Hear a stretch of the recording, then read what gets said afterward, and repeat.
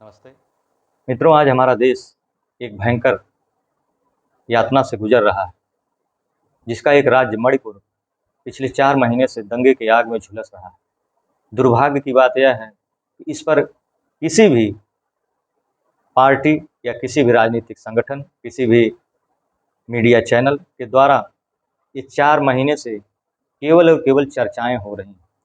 ये अपने-अपने vote bank की केवल राजनीतिक रोटियां सेकने में लगी हुई हैं, अपने-अपने टीआरपी बढ़ाने के चक्कर में लगे हुए हैं। अब इस पर संज्ञान तब लिया जाता है जब 19 जुलाई को एक घटना होती है जो मानवता को शर्मसार करने वाली घटना है।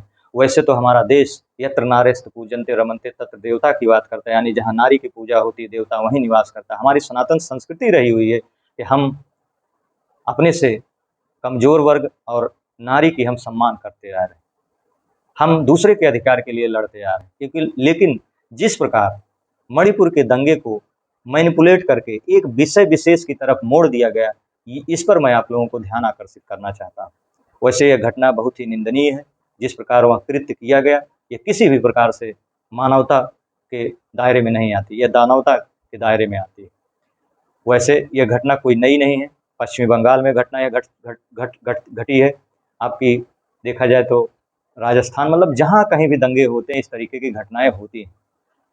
इस पर मैं चर्चा ना करते हुए मणिपुर दंगे के आग में झुलस क्यों रहा है, उसके पीछे का वास्तविक कारण मैं आप लोगों के बीच रखना चाहूँगा। क्योंकि मैं देख रहा हूँ कि बहुत सारे मीडिया चैनल के लोग उन्हीं बातों को कर रहे हैं, बहुत सारे राजनीतिक वर्ग के लोग उन्हीं बातों को कर रहे हैं जिससे उनके वोट बैंक बढ़े, जिससे उनके चैनल की टीआरपी बढ़े। तो मैं सबसे पहले मणिपुर की भौगोलिक स्थिति के बारे में आप लोगों को बताना चाहूँगा, मणिपुर के हिंसा के पीछे का कारण क्या है।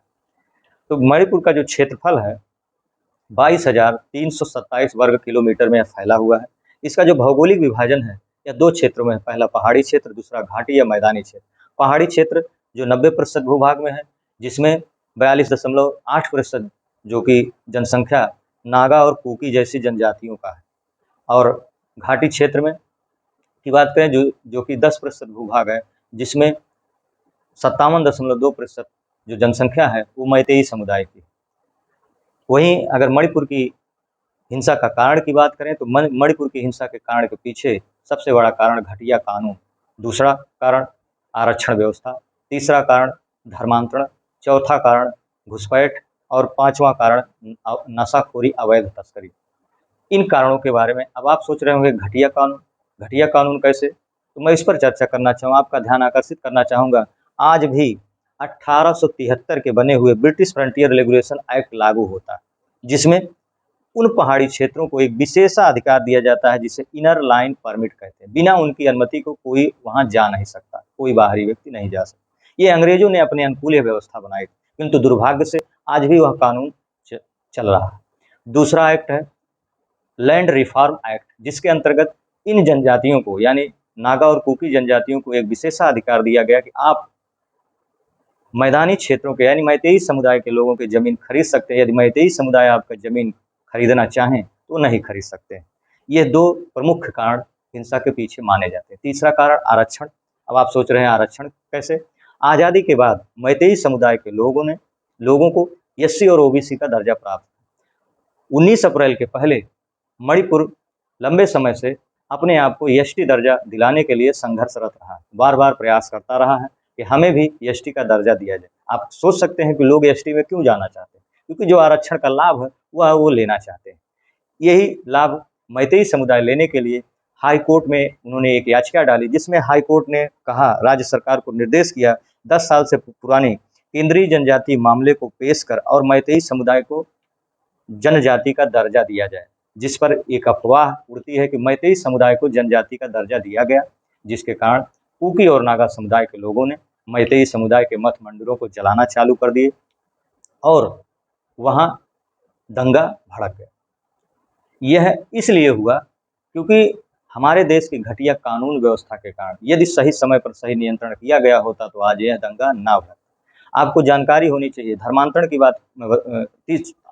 अन्य कारण धर्मांतरण इसलिए क्योंकि नागा और कुकी समुदाय जिसमें पूरे के पूरे वह ईसाई हो चुके हैं, और मैतेई जो समुदाय है वह हिंदू समुदाय, यानी कृष्ण भक्ति वो करते हैं, उनके इष्ट देव भगवान श्री कृष्ण। दूसरा अन्य कारण घुसपैठ, सीमावर्ती राज्य होने के कारण वहाँ चीन से, बांग्लादेश से, म्यांमार से रोहिंग्या मुसलमान, बांग्लादेशी मुसलमान घुसपैठ होती रहती है, जिसके कारण आए दिन छोटी मोटी झड़पें होती रहती हैं। पांचवा कारण है नशाखोरी, अवैध तस्करी। पहाड़ी क्षेत्रों में बड़े पैमाने पर अफीम की खेती होती है और जिसके कारण ड्रग्स और तमाम प्रकार के अवैध हथियारों का जो है तस्करी की जाती है। ये सब कारण थे जो कि एक हिंसा के रूप में बदले। यदि सरकार समय रहते हुए इन पुराने घटिया कानून में संशोधन कर देती और समानता की बात को ध्यान में रखते, क्योंकि संविधान हमें समानता की अधिकार देता है, यदि समानता के आधार पर सबको समान नागरिक समझ करके समानता के साथ उसको न्याय देने का काम की होती, तो आज मणिपुर में जिस प्रकार मानवता को शर्मसार कर देने वाली घटना घटित हुई है, वह घटना ना घटित होती और आज सभी लोग प्रेम पूर्वक से रह रहे होते। तो यह जानकारी आप लोगों को कैसी लगी? यदि अच्छी लगी तो ज़्यादा से ज़्यादा लोगों तक शेयर करें, सब्सक्राइब करें, कमेंट में अपने विचार अवश्य दें। यह वीडियो बनाने के पीछे मेरा उद्देश्य यही है कि मणिपुर के हिंसा के पीछे का मूल कारण कोई चर्चा नहीं कर रहा, बल्कि अपनी अपनी टीआरपी बढ़ाने में लोग जुटे हुए हैं। तो आप और हम इस देश के युवा हैं, हमारी नैतिक जिम्मेदारी बनती है कि हम अपने देश के वास्तविक मुद्दे को उठाएं, उसके लिए लड़ें, उसके लिए लोगों के बीच में सही तथ्यों को रखने का चेष्टा करें। यह मेरा उद्देश्य वीडियो बनाने का है। तमाम लोग जो अपने आप को तमाम प्रकार के दलित सुधारक गैंग के लोग अपने आप को यह बताते हैं कि मैं फला दलित वर्ग से हूँ, फला दलित, मैं उनके अधिकारों की, अब कहाँ चले गए वो लोग? क्यों नहीं आते हैं इन सब मुद्दों में? क्योंकि वो जान रहे हैं इसमें हमारा कुछ नहीं है, इसमें हमारा कोई लाभ नहीं।